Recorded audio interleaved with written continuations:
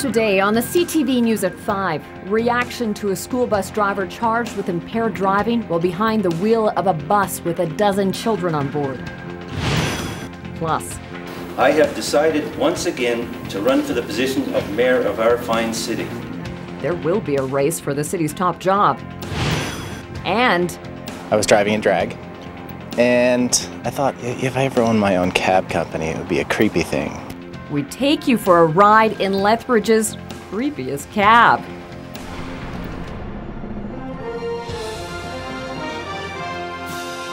CTV News with Jackie Scantlebury.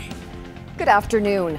A school bus driver charged with being drunk while behind the wheel of his bus has been suspended and will likely lose his job. Yesterday, police say Blood Tribe Police received a tip of a possibly impaired driver with 12 children on board in the community of Standoff. The children were picked up by another bus and driven to school.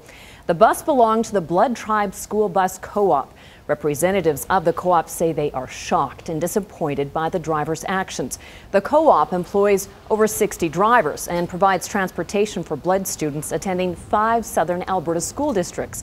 President Kelvin Fox says safety is the highest priority, and the organization has a lot of procedures and safety nets in place to ensure children arrive to and from school safely. Blood Tribe Police say an off-duty police officer brought the matter to their attention Wednesday morning. We had a member of the Blood Tribe Police was coming off a night shift, had dealings at a home where Mr. Crosschild was at. Constable Shade observed that he had been drinking. So when he left our office this morning, he observed Mr. Crosschild driving that bus. And then we had immediate response and located the bus. Anyone who blatantly disregards the safety of school children and you're under the influence, that's total disregard for the safety of others and yourself. Larry Crosschild is charged with impaired driving and refusing to provide a breath sample. He's set to appear in court on July 29th in Cardston. A southern Alberta family has issued an emotional appeal in hopes of getting someone to come forward with information about the death of 26-year-old Edna Fourhorns. Fourhorns was killed May 17th while walking along Highway 3 just east of Brockett. But as Terry Vogt reports, the death has raised more questions than answers. Family members gather at the site where 26-year-old Edna Fourhorns died 3 weeks ago. It's been an agonizing 3 weeks for her mother, her sisters, and other close relatives. It's very unsettling. We would like to know what happened. Police say Fourhorns was walking along the highway when she was struck in the head by a large piece of wood, likely a 2x4 or 2x6. They're unable to say if the wood fell from a passing vehicle or struck the woman as the vehicle drove by.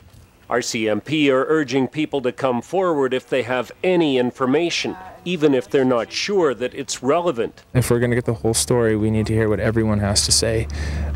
We can determine at our level whether information is useful or not. Family members say in their minds there are too many unanswered questions. They say Edna left a nearby house without her purse, something she wouldn't normally do. They also say she hated walking alone at night. Family members say Edna had recently turned her life around, that she had found religion and was planning to go to school in Edmonton. They say they were expecting that she would be around forever, and then in an instant, she was gone. If I keep hearing different things, from different people, different stories, and I'm wondering why they're not going forward to let RCMP know. At the end of the day, they need to realize that this is about a family, this is about closure. Police maintain this investigation remains a high priority. The family is concerned that as time goes on, the community will begin to lose interest. They're vowing not to let that happen until the case is resolved. Terry Vogt, CTV News, on the Piikani Nation. Family members say only 2 people have come forward with information so far. If you have any information, please contact police. Now we know when funeral services will be held to remember a Bow Island teenager killed in an accident with a train last Friday. 18-year-old Megan Rose was hit by a freight train while crossing the CP rail tracks in that community. Witnesses say it appeared that she was wearing headphones and reading at the time. Counselors have been brought in to help students and staff at Senator Gershaw's school, where Megan attended. The Rose family is very humbled by the outpouring of support. Funeral services will be held Monday at the Cherry Cooley School Gymnasium. A community service group is collecting money to help Megan's family cover the funeral costs. You can make a donation at the Town of Bow Island office. And a 34-year-old Lethbridge woman is facing charges after the sexual assault of a 15-year-old boy. The charges were laid after police were called to a disturbance at a Northside home. The alleged assault actually happened a couple of months ago. 34-year-old Rosalind Joy Prairie Chicken is charged with sexual assault and sexual interference. And do you remember that possible child abduction in Colehurst we told you about last week? Well, RCMP say it was a complete misunderstanding. A girl was told by a man to come to his vehicle, and then a family member stepped in. Turns out the man actually knows the little girl's family. He went to the police station to get the whole thing sorted out.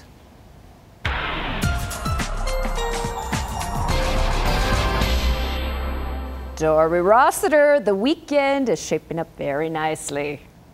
Yes, it is. We do have a chance of a late day disturbance tomorrow. Not really a system moving in, but just because of daytime heating, we're going to see temperatures hit 28 degrees. So we could see, an early evening shower turning into a thunder shower. Winds are going to be up tomorrow as well, but 28 degrees for a high.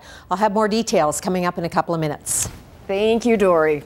A water main break flooded buildings and has caused extensive damage at the University of Lethbridge. Classes were canceled today inside the Centre for the Arts, the library, and some parts of University Hall. The break happened late last night. The water was quickly turned off. Cleanup efforts are underway. So far, they've got some 400 drying devices up and running now. We're told all of the art is safe, but university officials continue to assess and mitigate the damages. It's now officially a race. Today, a second candidate has made his intentions to seek the Lethbridge mayor's chair known. I have decided once again to run for the position of mayor of our fine city. Chris Spearman entered the race today with this announcement at Lethbridge Centre. It's his second run. He tried in 2010, losing by just 208 votes to now Mayor Rayko Dodick. Spearman expects to run a similar platform this time around based on experience, efficiency, and effectiveness. He says he's excited to start the campaign, but considers himself an underdog. Councillor Ellis is an experienced politician. He studied politics all his life. I think it's going to be a tremendous challenge, and I consider that I'm the underdog. I'm going to need a lot of support from people in Lethbridge to be successful. Alderman Farron Ellis has also made his intentions to run for mayor be known. An independent investigation has determined that massive beef recall last fall was entirely preventable. The report says the entire E. coli outbreak at XL Foods could have been prevented if proper inspections were followed. It was the largest beef recall in Canadian history. It shut down the XL plant near Brooks for a month. One of the panel's 30 recommendations is to increase inspections. Teams will consist of 30 new inspectors and will cost nearly $16 million over the next 3 years. The federal government welcomes the report, but the union doesn't think it goes far enough. Let me be clear that our government accepts and is acting on all of the independent panel's recommendations. This is verification teams. These aren't day-to-day inspectors on any particular plant. They go across the spectrum of any federally regulated food plant in Canada. It's a bit disappointing in that there's no protection for workers. It doesn't address that if there's shortage of workers, how fast the line should go, or does the inspectors have the authority to stop the lines if there's not enough workers to do the job. Other recommendations include a greater emphasis on training CFIA inspection staff and faster approval for interventions. Now, CTV did contact the owners of XL Foods, the former owners, but our calls were not returned. The Brooks plant was sold to a South American firm after the outbreak. We've all heard of drug cartels, but have you ever heard of a chocolate cartel? Apparently, one was operating here in Canada. Criminal charges have been laid against 3 chocolate makers, including Nestle and Mars. The companies are accused of working together to fix the price of chocolate. The Competition Bureau says it found out about it through a whistleblower. If found guilty, these companies could face a fine of $25 million or 14 years in prison.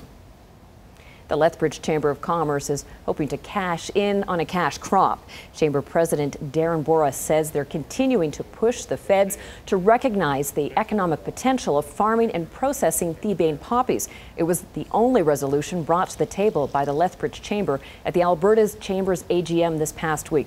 Passed almost unanimously, thebaine poppies in prescription drug form can produce OxyContin, or codeine, without the narcotic properties of traditional poppies. It's up to us as a business community to make sure that we continue pushing the envelope a little bit and making sure that they know that it's a priority to the business community and priority to our farmers to make sure that they have alternate sources of income versus just the traditional cash crops of wheat and barley. Meanwhile, on the financial front, U.S. stocks ended today higher after a sharp two-day sell-off. The Dow added 79 points.